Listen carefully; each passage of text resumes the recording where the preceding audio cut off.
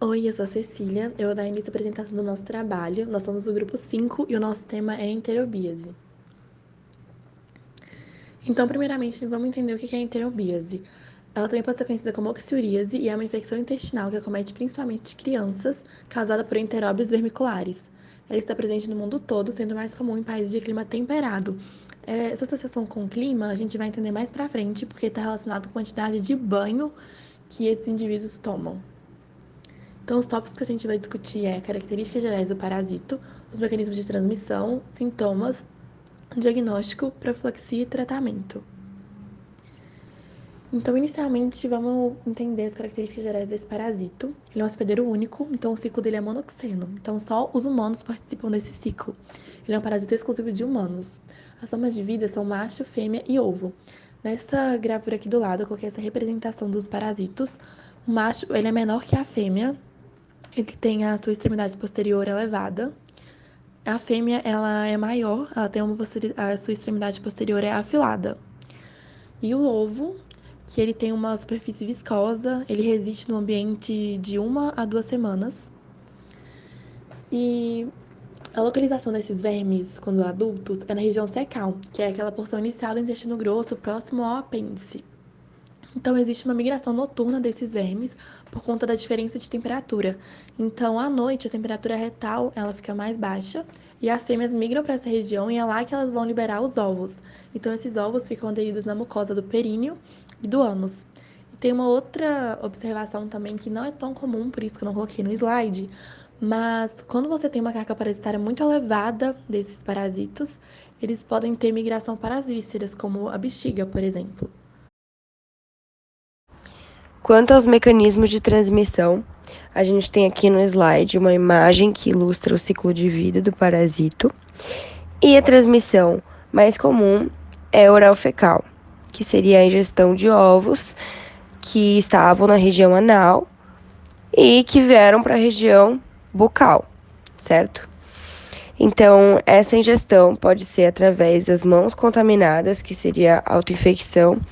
Então, a pessoa infectada coçou a região anal, que está lá infectada, e depois colocou a mão na boca. Ou também, essa ingestão de ovos pode vir do ambiente, ou seja, iria para um novo hospedeiro, não aquela mesma pessoa. Essa é a heteroinfecção. É importante ressaltar que os ovos são muito leves e aderentes, então a transmissão em casa, doméstica e em ambientes coletivos é muito facilitada. Agora, eu vou comentar sobre os sintomas da enterobíase.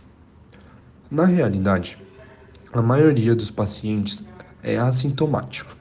Entretanto, quando esses pacientes apresentam sintomas, eles são caracterizados por prurido, que também é chamado de coceira, na região anal e no período noturno, irritabilidade, inapetência, que é a perda de apetite, acontece também a perda de sono e a perda de concentração. É muito importante procurar a presença de vermes, normalmente em formato de linhas nas roupas. Agora eu vou falar um pouco sobre o diagnóstico da enterobíase. Bom, de maneira geral, por meio dos sintomas, é possível suspeitar da doença e por isso é necessário procurar um atendimento médico caso esses sintomas apareçam. Para a confirmação da parasitose, o médico solicitará exames e o método mais usado é o da fita adesiva.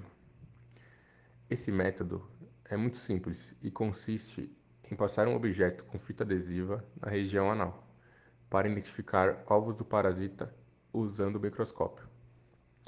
Esse objeto pode ser uma lâmina de microscópio ou um tubo de ensaio envolto com fita adesiva, com a face adesiva virada para fora. Vale lembrar também que, para que esse método dê certo, o paciente deve estar sem tomar banho e que o exame de fezes não é indicado no caso dessa doença. Bom, agora falando um pouco sobre a profilaxia, é, antes de começar esse tópico, vale salientar o que já foi dito anteriormente, que a enterobíase é monoxena, ou seja, é exclusiva de humanos. A transmissão é fecal-oral. Então, para combater a contaminação por esse verme, é importante medidas de higiene pessoal, como por exemplo lavar as mãos, cortar as unhas, passar álcool em gel e também cuidado com itens pessoais.